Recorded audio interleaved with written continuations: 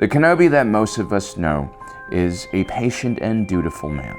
He's a consummate professional, capable of dealing with the stresses of the battlefield and diplomatic ceremonies with foreign dignitaries, all with the same calm and reassuring demeanor. Obi Wan Kenobi is a well-adjusted adult and a very balanced Jedi Master, especially when you pair him next to an individual who is as unstable as Anakin Skywalker. But to think that Obi Wan Kenobi was born like this and was always such a calm individual is a false assumption, built on the misunderstanding of what someone like Obi Wan Kenobi must go through to achieve such internal stability. Hello there friends, welcome back to another episode of Generation Tech. My name is Alan, and today we're going to take a look at what Obi Wan Kenobi was like as a young boy and as a young man.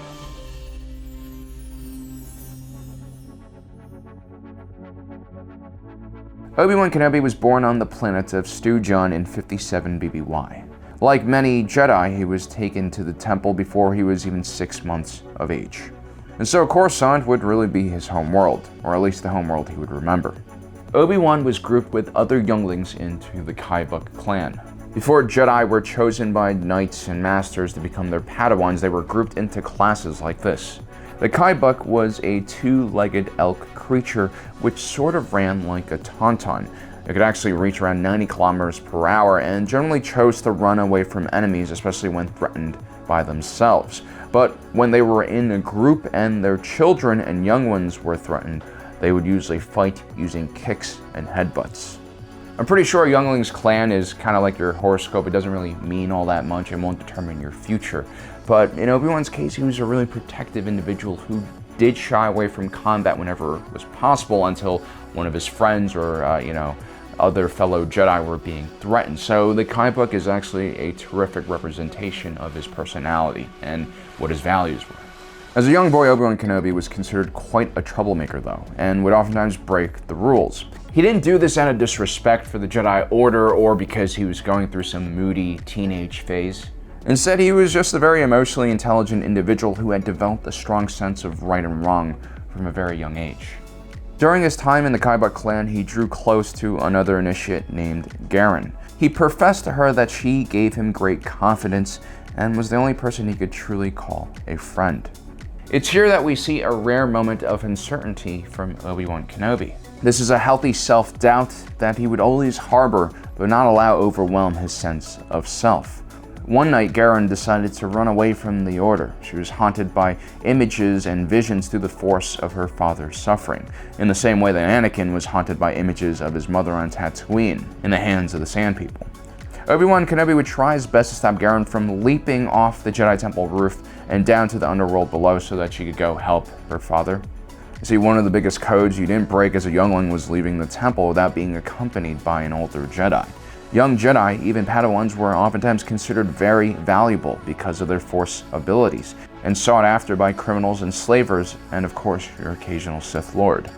It makes sense for the Jedi to have these types of rules to protect their younglings, but rules are very rigid and limited in their application. They're designed as a solution to protect the masses, but on a case-by-case scenario, sometimes rules just don't work, as in this scenario between Obi Wan Kenobi and his friend Garen.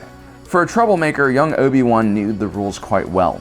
He would always try to convince others, whether it was Garen or Anakin or even Master Qui-Gon Jinn, to follow the rules. But Obi-Wan Kenobi also realized that he had to break the temple code, in this case, and follow Garen, because Coruscant was a dangerous place for younglings to explore alone. You will never find a more wretched hive of scum and villainy. At least together, they would stand a better chance of surviving. Obi Wan Kenobi always adhered to a much higher code, one that superseded the Jedi Code, and that was to protect all life. Garen and Obi-Wan would go on a rough venture into the underworld of Coruscant, and they would be tested like they had never been before. They would fight against armed thugs and human traffickers. Obi-Wan would try to protect Garen as much as possible, but ultimately, when she refused to return back to the temple with Obi-Wan, the young Jedi was mature enough to understand when to let her go. He had tried his best to convince Garen to walk a different path. He had tried his best to protect her as well, but he realized that there was nothing further that he could do. And it's kind of sad because in many ways, Garen was Obi-Wan's first true love. And just like when he developed a crush on his fellow Jedi Siri Tachi, or when he met Satine Kryze years later and developed strong and genuine feelings for her, Obi-Wan was always willing to do what was best for everyone else instead of putting his own needs and desires first. And so, Obi-Wan would have to say goodbye to Garen like he would with many other important women in his life.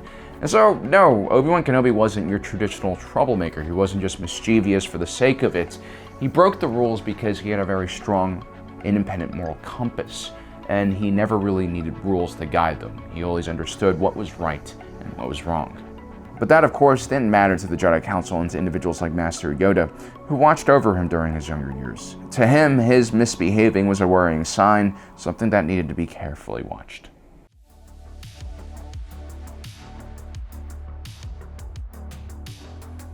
Yoda's approach to appointing a master to Obi Wan Kenobi was actually pretty brilliant. He realized that by appointing someone like Qui-Gon Jinn, who was really extremely unorthodox, Obi Wan Kenobi might rebel in the opposite way and become more aligned with rules and procedure and become a more dutiful Jedi, which is sort of what happens.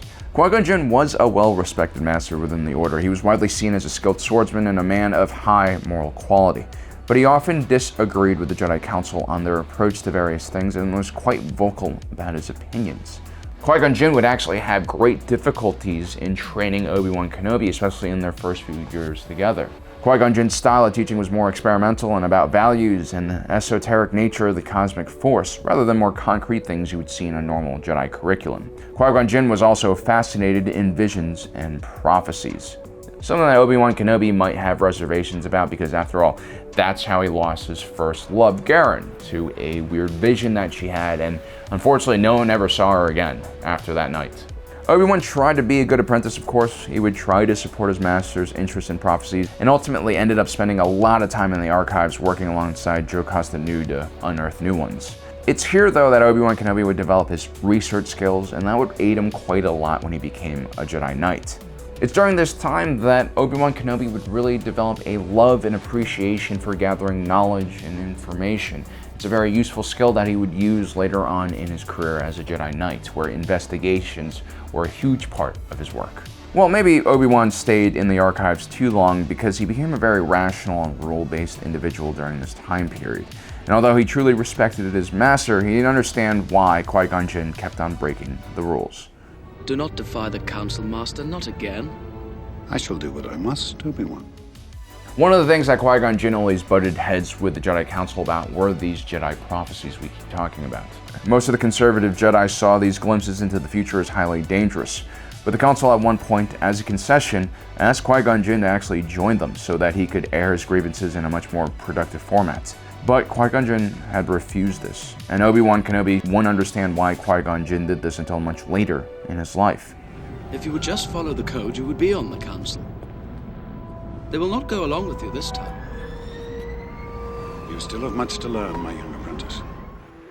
What Obi-Wan Kenobi did understand was Jinn's important lesson about there being strength and nobility in restraint. But Qui-Gon Jinn wasn't just talking about fighting, he meant restraint in most things in life. Restraint and patience were the key to survival and not making mistakes. You could say that Obi-Wan Kenobi in many ways was already prematurely thinking like an old man instead of as a Padawan. When Obi-Wan was a youngling, he actually jumped at every opportunity to get behind the yoke of a starship. In this way, he wasn't all that different from young Anakin. But then on one mission, Obi-Wan Kenobi gets stuck in this really small ship, and its autopilot kicks in and it flies him through the interior corridors of a Sursica Corporation ship, which of course was an extremely claustrophobic and terrifying event. Apparently this event completely traumatized Obi-Wan Kenobi, and from that day on he was never really in a rush to hop behind the controls of another speeder, let alone starfighter.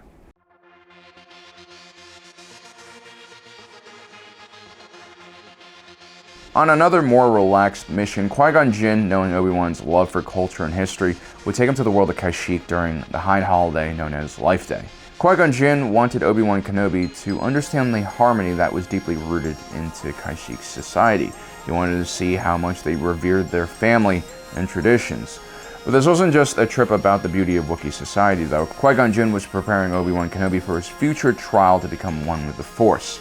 Qui-Gon had already begun his forays into this forgotten Jedi technique, and he would become one of the first Jedi Masters in the modern era to learn how to preserve his own consciousness even after death. And the main lesson that helped him achieve it was developing a natural harmony with the Force in the same way that the Wookiees developed a natural harmony with the forest around them. Unfortunately, this lesson was interrupted by a bunch of Trandoshan slavers.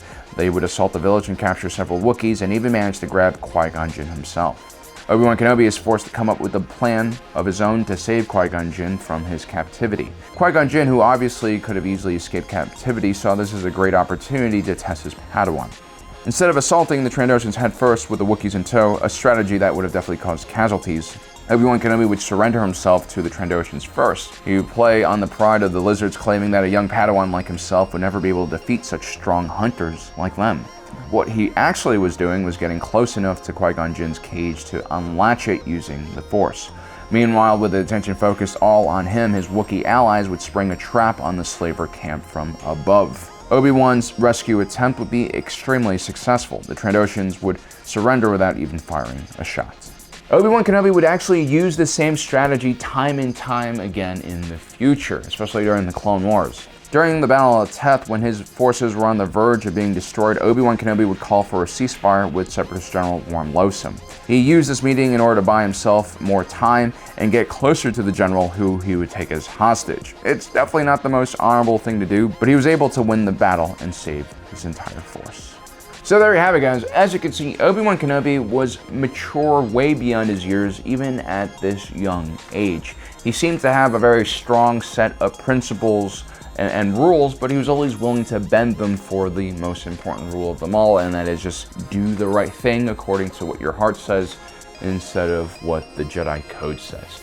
Let me know in the comment section below what you think about this story about Obi-Wan's Padawan and Youngling days. Also, don't forget to subscribe and hit that notification button down below so you don't miss out on the rest of our awesome content.